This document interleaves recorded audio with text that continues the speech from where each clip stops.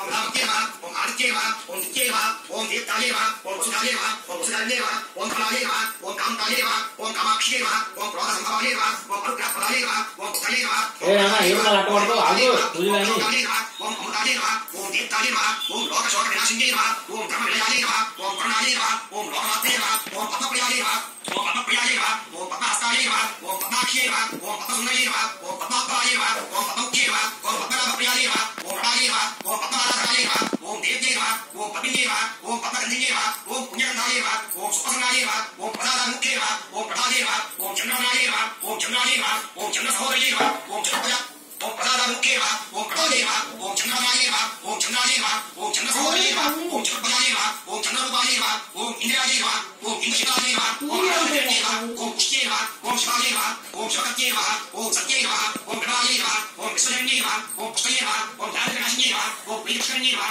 ఓం శాంతాయే నమః ఓం శుక్రమయాంగాయే నమః ఓం శ్రీయే నమః ఓం భాస్కర్యే నమః ఓం బ్రహ్మర్యాయే నమః ఓం ప్రాణవాయే నమః ఓం యశస్విన్యే నమః ఓం సుందరాయే నమః ఓం పూర్వకాలం విషయాల్లో శౌకాన్ని మహామంత్రుడు వచ్చి సూత్రాన్ని తీరగానే పూర్వకాలం విషయం ద్వారా నిమిషాలు చేసుకునేవారు అక్కడ ఎదురు ప్రవేశించారు కాబట్టి విషయం ద్వారా చేసుకుంటూ మధ్యాహ్న సమయంలో ఆ దూరాన్ని సూత్రాలకి అనేక రకాల సమమైన విషయాలు పురాణ విషయాలు తెలుసుకుంటున్నారు. అయితే ఒకరోజు ఈ శౌకాన్ని మహామంత్రుడు సూత్రాన్ని నుంచి అయ్యా మా బాబా ఇవ్వడానికి చాలా విషయాలు తెలియజేశారు. అయితే మాకు సందేహం ఉంది. ఏమైనా సందేహం అంటే పూర్వకాల స్నేహం సకల సౌభాగ్యాలు కలిగేసేటువంటి ఒక పౌత్రావతి కలిగేసేటువంటి సకల విషయాలు కలిగేసేటువంటి రమణ ఉందా అని అడిగినప్పుడు సూత్రాలు చెప్తున్నారు. అయ్యా చాలా చక్కని విషయాలు అడిగారు. మీరు ఏ రకంగా అడిగారో ఆ రకంగా ఒక సమయంలో పార్వతి పరమేశ్వరుడు అప్పుడు పరమేశ్వరుడు ఏం చెప్పాడో అనే విషయాన్ని చూద్దాం చెప్తానండి. పూర్వకాలం పార్వతి పరమేశ్వరుడు కూడా కైలాస మీద సింహాసనం కూర్చున్నాక పార్వతి పరమేశ్వరుడు వచ్చినాక పూర్వ స్త్రీ సకల సౌభాగ్యాలు ఉత్తర పౌత్రాభివృద్ధి ఐశ్వర్యంగా చేసేటువంటి వ్రతం ఏ ఉందా అని అప్పుడు పరమేశ్వరుడు పార్వతి నుంచి పార్వతి ఖచ్చితంగా భూలోకంలో స్త్రీలందరూ కూడా సౌభాగ్యంగా చేసేటువంటి పరమేశ్వరి వ్రతం వస్తుంది.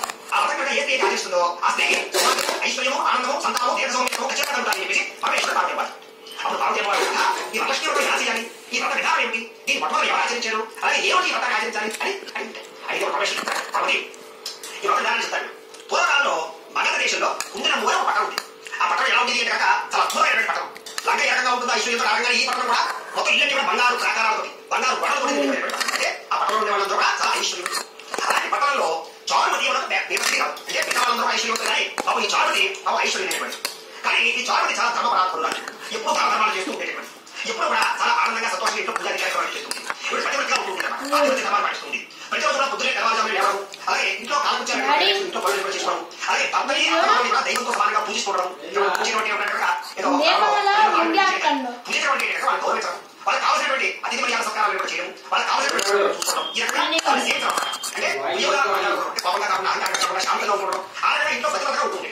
అలాగే భర్తని అర్థం ఆ రకంగా ఇంట్లో బాధ్యత తెలియని వాటిని పాటిస్తూ అమ్మవారిని పూజ చేసుకుంటూ చాలా చక్కగా కార్యక్రమం చేస్తుంది.